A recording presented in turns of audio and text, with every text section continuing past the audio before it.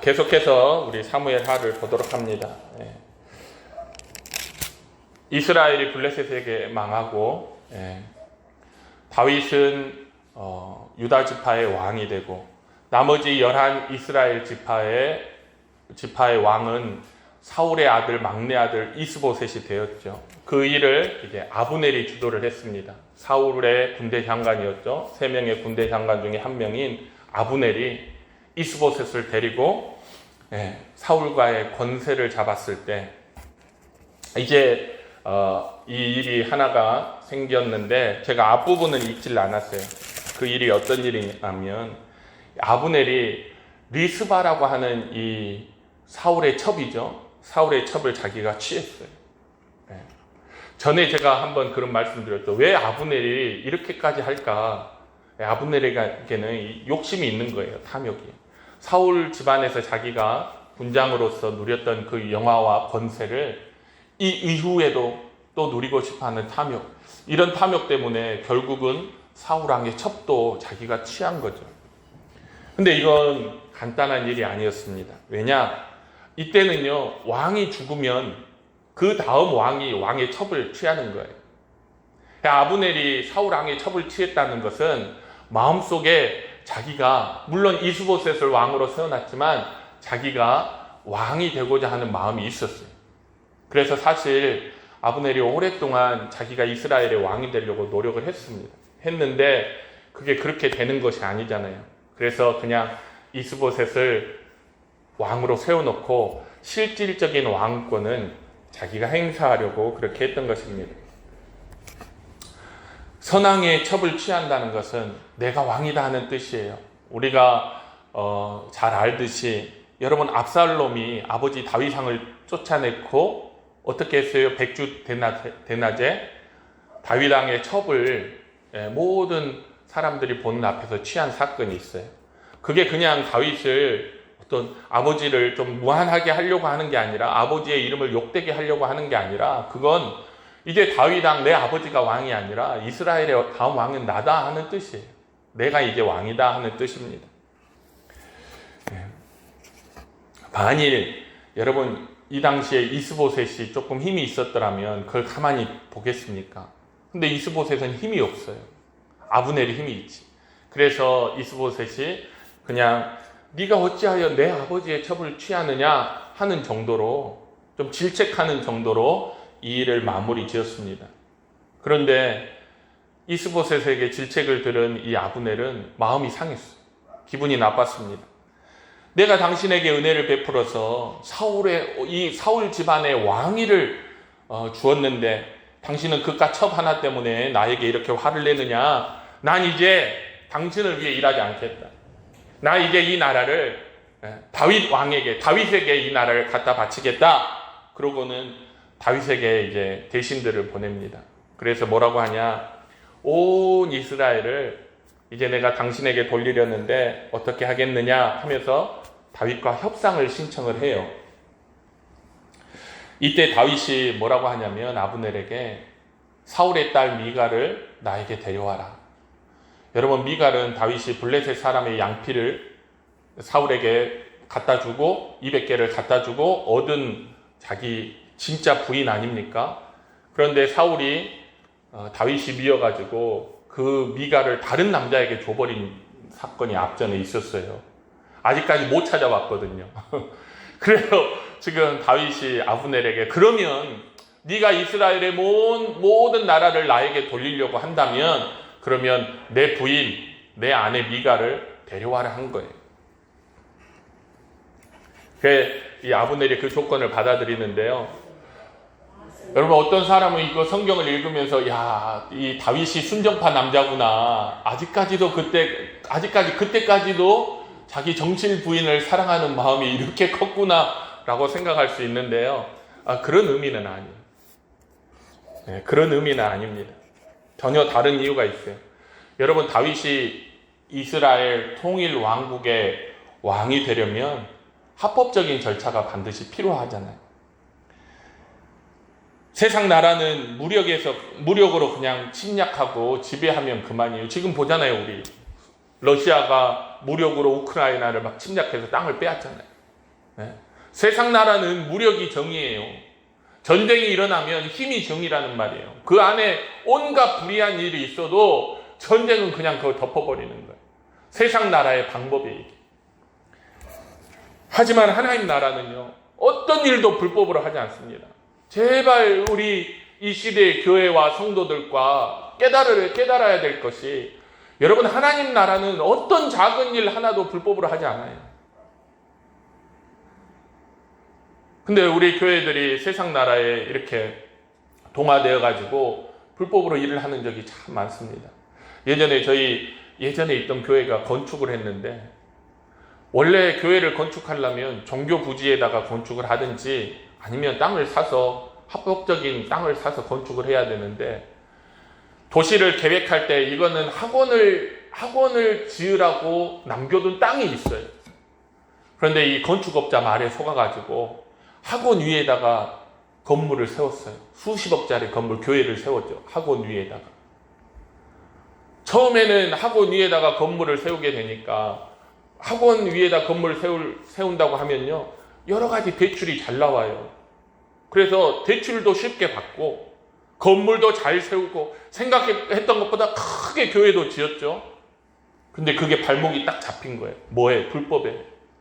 그래서 매년 2억씩 환경 벌금이 나오는 거예요. 매년. 이 벌금을 안 낼 방법은 뭐냐? 교회를 딱 때려 부숴서 학원을 짓는 것 외에는 다른 방법이 없는 거예요. 여러분, 교회와 성도들은요, 그러나 우리가 생각해 보세요. 그렇게 해놓고 하나님 앞에 도와주세요 한다고 그게 됩니까? 우리는 불법을 저질렀는데, 우리는 세상에서도 불법을 저질러 놓고 그걸 하나님 앞에 도와달라고 한다고 그게 되겠습니까? 안 되지요? 사람들이 그렇게 생각할 때가 참 많아요. 그래서 다윗은요, 불법으로 이 일을 하고 싶지 않은 거예요. 이스라엘 12지파의 왕이 되는 것을, 뭐든지 하나님 나라의 일도 세상에서의 법을 따라서 하고 싶은 거죠. 그래서 다윗이 미가를 데려오라고 한 거예요. 다윗은 법적으로 사울 왕의 사위입니다. 왕에게 왕위를 계승할 아들이 없거나, 아들이 있더라도 그 아들이 왕권을 행사하기에 부적합하다 하면 사위가 왕권을 물려받는 거예요. 미갈은 원래 다윗의 아내였기 때문에 그 사울의 딸 미갈이 다윗에게 돌아온다면 합법성이 성립이 되는 거죠. 그래서 아브넬에게 미갈을 데려오라 한 것이지, 미갈이 보고 싶어서 그런 게 아니에요. 다윗이 그 이후로 미갈을 본 적이 없어요. 미갈에 대해서 언급하지 않습니다. 여러분, 교회도 마찬가지고 성도들의 삶도 마찬가지예요. 하나님 나라에서는요, 어떤 것도 불법으로 일하지 않아요. 하나님 나라라고 하니까 교회 안에서만 얘기하는 게 아니라 그리스도인은 세상에서도 불법을 행하지 않습니다. 네. 불법으로 어떤 일을 해놓고 하나님이 나를 도와주셨다 하는 것은 하나님을 욕되게 하는 거예요.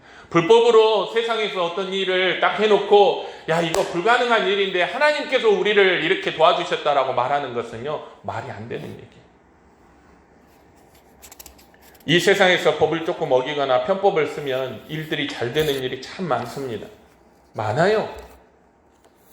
그러나 그것이 편하고 쉬운 방법일지 모르지만, 그리고 세상에 많은 사람들이 그 넓고 좋은 길을 택하여 가지만 그리스도인은 절대 그러지 않습니다.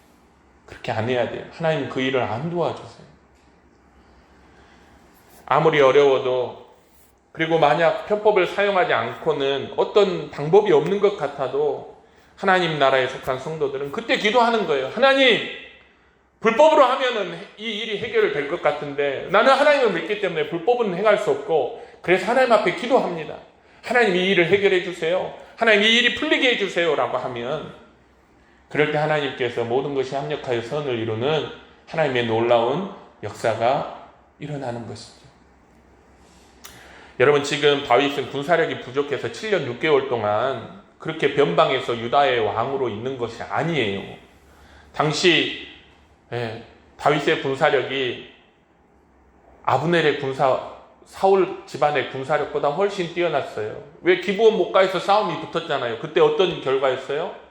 사울의 집안에서는 무려 360명이 죽었어요. 그런데 다윗의 군대는 겨우 20명밖에 안 죽었어요.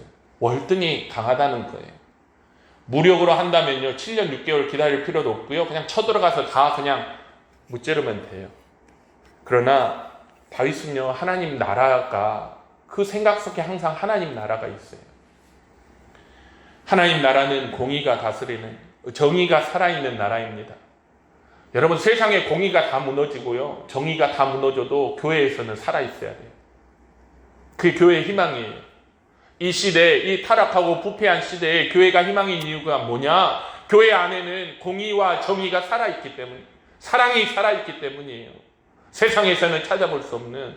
그런데 여러분, 교회가 세상 따라서 공의와 정의를 다 무너뜨리고 불법을 행하고 편법을 행하면서 교회가 막 부흥하고 커가는 것을 즐거워한다는 것은요, 그건 그 교회도 죽은 거나 마찬가지예요.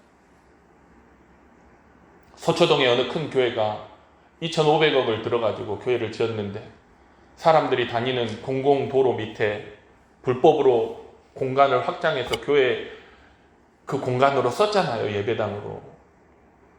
서초동에 있는 사랑의 교회가. 그 교회를 욕하자는 게 아니에요. 그랬을 때 그 세상 나라 사람들이 그거를 얼마나 욕했습니까? 어떻게 교회가 저를 불법을 행할 수 있느냐. 다시 원상복구해라. 그런데 원상복구를 안 하고요. 또 그 교회 안에 있는 힘 있는 장로님들, 나란 일 하는 장로님들 동원해갖고요. 또 그걸 또 무마시킨 거예요. 그러면 교회가 세상의 희망과 소망이 되겠습니까? 안 되는 거예요. 죄와 불법이 발디딜 수 없는 것이 하나님 나라요. 이 땅 위에 교회가 돼야 돼요. 여러분, 교회 안에 작은 일 하나도 불법으로 하면 안 돼요. 우리 성도들의 삶에도 어떤 작은 일 하나도 불법으로 하면 안 돼요. 항상 합법적으로.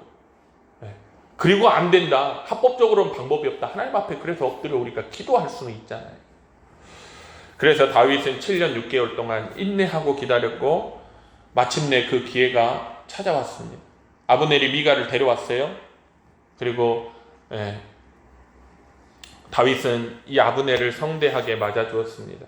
21절에 보면 아브넬이 다윗에게 뭐라 하냐면 내가 이제 모든 나라를 다윗 당신에게 이렇게 갖다 바쳤으니 당신이 당신 뜻대로 이 나라를 다스리라, 그렇게 얘기를 합니다. 그런데 여러분, 이 사람이 참 착각이 심해요. 이스라엘 온 나라를 다윗에게 가져다 준 분은 누구예요? 하나님이에요. 자기가 아니죠. 아브넬은요 아주 교활하고 악한 사람이었습니다. 그가 지금 다윗 찾아온 것은요, 다윗 왕조를 하나님의 뜻대로 세우려는 게 아니라 그저 자기 욕심, 자기 권세, 자기 권력을 끝까지 다윗 왕조에서도 누려보려고 하는 그런 탐욕 때문이었어요. 여러분, 세상에 악인이 득세한다고요? 우리에게 무조건 해가 될 거라는 생각은 우리의 오해입니다. 그 아브넬이 굉장히 이게 지략이 뛰어난 사람이에요. 아주 불의한 사람인데도 생각해 보세요. 이스라엘 11지파를 다 설득하고 나중에 다윗에게 반기를 들고 있는 베냐민 지파, 사울 왕의 지파잖아요. 베냐민 지파까지도 다 설득해서 다윗에게 딱 갖다 붙이는, 이 사람 아주 뛰어난 사람이에요. 아주 지략 있는 사람이죠. 우리가 그런 사람을 볼 때 세상에 악인이 득세한다고 우리가 좀 뭐라고 할까? 실망하고 낙심할 건 아니에요. 왜냐하면 하나님께서는요 이런 악한 사람들의 재능과 꾀를 다 이용해서 하나님 나라를 세우는 데 사용하십니다. 아브넬이 없었으면 다윗이 통일 왕국을 이루는데 더 많은 시간이 걸릴 수도 있었어요. 그러나 이 악한 아브넬이 이 재주와 꾀를 가지고 다윗에게 11지파를 딱 붙여주었을 때 하나님의 나라가, 하나님의 뜻이 이루어져 가는 것이죠. 하나님은 악인들의 꾀와 재능까지 모두 선한 일에 사용하실 수 있는 지혜와 명철이 뛰어나신 하나님이요 전능하신 하나님입니다. 그러므로 우리가 해야 할 일은요, 막 악인들을 두려워하면서 그들의 방법을 이렇게 뒤쫓는 것이 아니라 우리는 항상 하나님의 뜻에 순종하고 하나님의 말씀과 법을 지키며 하나님의 방법대로 모든 일을 처리하며 안 될 때는 인내하고 기도하는 거예요. 다윗이 그렇게 했더니 어떤 일이 일어났습니까? 7년 6개월 동안 하나님의 뜻에 순종하며 하나님의 방법대로 인내할 때 이스라엘 통일 왕국의 가장 큰 걸림돌이었던 이 아브넬이 자신이 수고해서 얻은 11지파까지 전부 다 다윗에게 다 갖다 바치는 그런 일이 일어났어요. 사울의 딸 미갈도 그가 데리고 왔고 다윗에게 가장 어려운 장벽이었던 베냐민 지파도 그가 다 설득했습니다. 어땠기 때문에요? 다윗이 불법으로 무력으로 하는 것이 아니라 하나님 앞에 합법적인 방법으로 안 될 때는 기도하고 인내하고 기다렸더니 그 일이 그렇게 풀어진 거예요.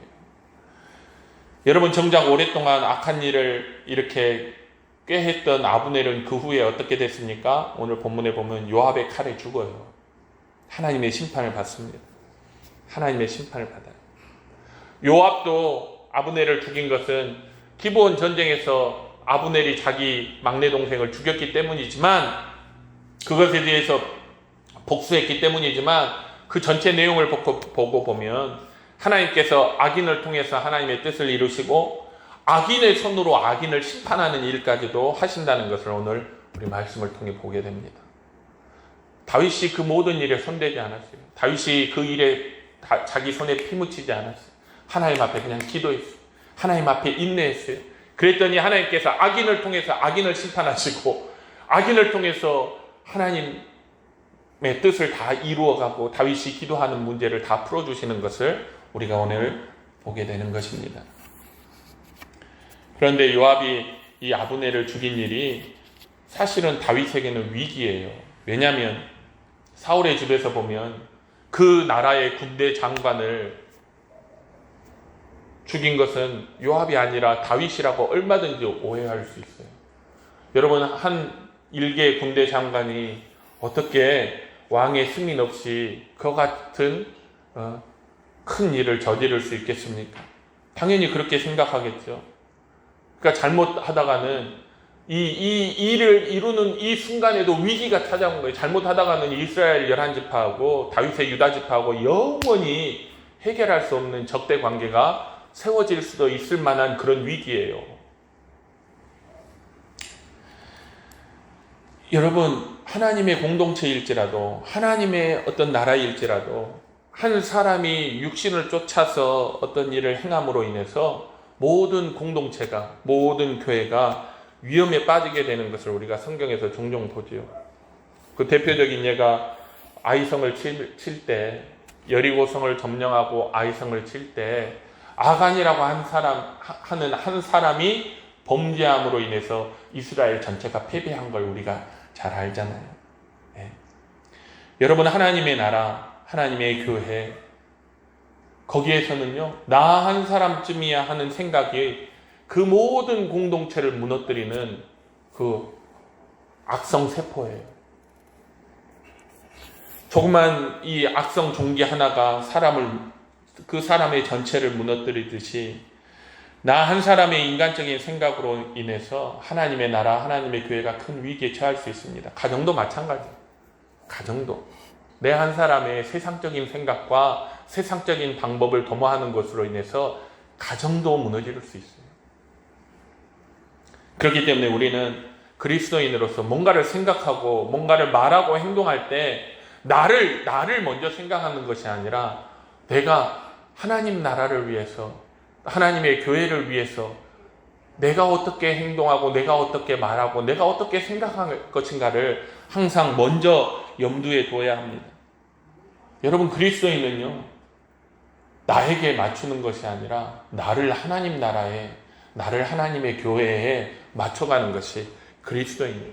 그렇게 함으로 인해서 하나님은 내가 해결해야 할, 내가 처한 모든 문제까지도 다 합력하여 선을 이루게 하십니다. 다윗이 이 위기 가운데 두 가지 행동을 했죠. 아브넬을 죽인 요압과 그 가문을 저주하고 아브넬을 헤브론에다가 장사한 후에 그 무덤 앞에서 크게 울었습니다. 이 모습을 이스라엘 백성들이 보고는 아브넬을 죽인 것은 다윗이 아니구나 하는 걸 깨달았어요. 그래서 36절에 보면 온 백성이 보고 기뻐하며 왕이 무슨 일을 하든지 우리가 다 기뻐함으로 이날에야 온 백성과 온 이스라엘이 넬의 아들 아브넬을 죽인 것이 왕이 한 것이 아닌 줄을 아니라, 이렇게 말씀이 결론이 지어집니다. 지금까지 우리가 이렇게 살펴본 모든 내용들은요, 사실 사무엘하 3장 1절에 대한 내용이에요. 사무엘하 3장 1절 한번 보겠습니다. 사무엘하 3장 1절에 보면 어떻게 기록되어 있냐면, 그 말씀이 사울의 집과 다윗의 집 사이에 전쟁이 오래매 다윗은 점점 강하여 가고 사울의 집은 점점 약하여 가니라 그랬어요. 사울의 집은 점점 약해 갔는데 다윗의 집은 점점 강해 가는 거예요. 그 이유가 무엇인가 하는 것을 오늘 이 사건을 통해서 설명을 한 것입니다. 여러분의 집이, 여러분의 교회가 점점 약하여지는 것이 아니라 점점 강해지기를 원한다면, 갈수록 점점 쇠하여 가는 것이 아니라 갈수록 더 점점 흥하고 부흥하기를 원한다면, 여러분 오늘 말씀 꼭 기억하세요. 여러분 불법을 행하지 마십시오. 모든 일에 있어서 하나님의 말씀에 어긋나지 않고 세상 법에도 어긋나지 않도록 합법적으로 행하시기 바랍니다. 그 방법이 세상적으로 보면 어리석고 손해볼 것이 너무 뻔하고 시간도 오래 걸리고 심지어 망할 것처럼 보이더라도 여러분 불법을 행하지 말고 합법적으로 하십시오. 그러면 하나님께서 나머지는 모든 것이 합력하여 선을 이루도록 해결해 주실 줄 믿습니다. 두 번째는 나를 생각하지 말고 항상 하나님의 나라와 그의 교회를 생각하면서 행하시기 바랍니다. 여러분, 나를 생각하면 결국 망해요. 왠지 아세요?